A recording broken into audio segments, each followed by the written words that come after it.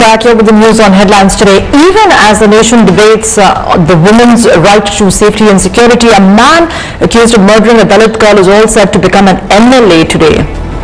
Ram Kumar Chaudhary, a Congress MLA from Himachal Pradesh, will be taking oath today. Chaudhary was arrested on murder charges earlier this month under immense media pressure. He was sent to judicial custody and was suspended from the party. Meanwhile, the family of the victim, who are still fighting for justice, will now have to deal with the ignominy of having the killer of their loved one now become an elected MLA. The question of whether Ram Kumar Chaudhary deserves to be an MLA comes even more into focus given the recommendations of the Justice Verma'a panel. The panel recommendations claimed that the legislators with pending criminal cases should voluntarily quit as a mark of respect to Parliament, assemblies and the Constitution, and that the Representation of People's Act should be amended to stop the criminalization of politics.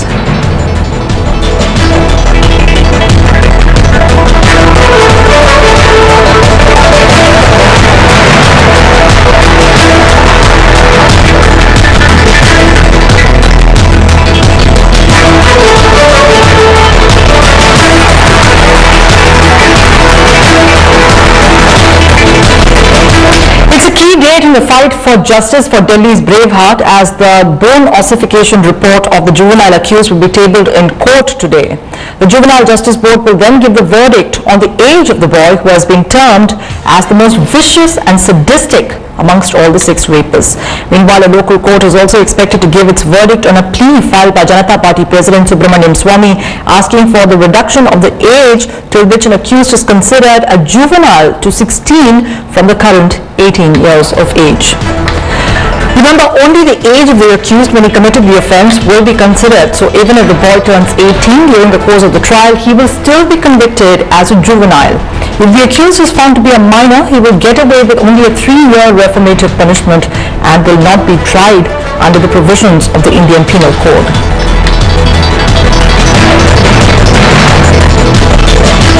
Exactly 30 days after the Delhi gang rape case, the Justice Verma'a panel has come out with its recommendations advocating stricter laws and coming down heavily on Netas and police.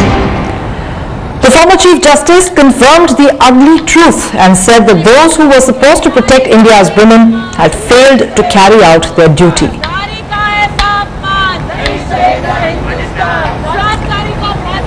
Well, let me go across to senior lawyer Majid Memon, who joins us on the phone line. Mr. Memon, what are your initial thoughts on Justice Verma's observations?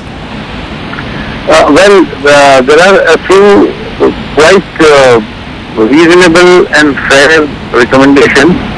As far as this suggestion that the women are recommended to carry some weapons in self-defense, with highest respect to Justice Verma, I may not endorse this view, but this is nothing but leading to the failure of our administration in ensuring protection to the women who are entitled to be protected by law.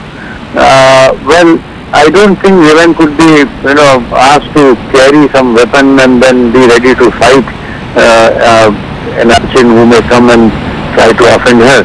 Rather, if the findings of the panel are that the police have failed, I think that needs to be examined. Why police have failed? Do we have inadequate number of policemen? Do we have inefficiency in the police functioning?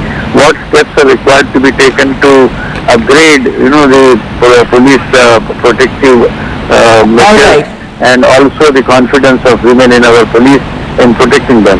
All right, Mr. Memon, do stay on the line with us. Let me also go across to social activist Ranjana Kumari, who is with us on the phone line. Ms. Kumari, your initial thoughts on Justice Verma's observations, particularly also with reference to the issue of reduction of the age of juvenile criminals? Well, I think the whole report is a departure from the way we have looked at all kinds of sexual offences against women. I mean, this is, even if it is a lewd remark or any kind of gesture that can lead to, because that's what is happening in society today, that is leading to serious sexual assault.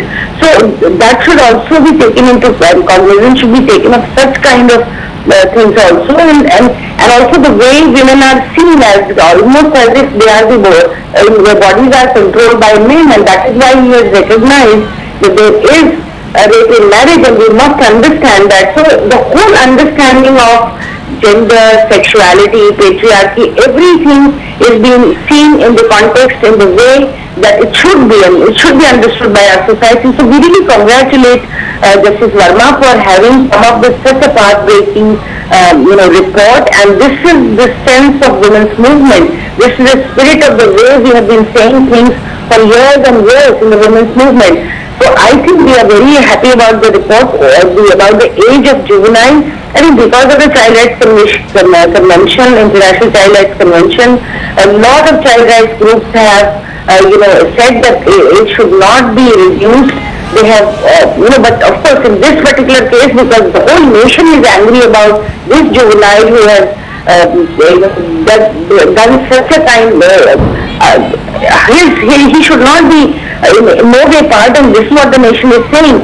So some of us were saying that make it an exception. There can be an exception, but okay, he thinks that it is not possible because the majority view was not to change the age. All right, Ranjana Kumari and Majid Naman, thank you very much indeed for joining us with your comments on headlines today. Let's move on and take a check on some of the national news stories in brief now.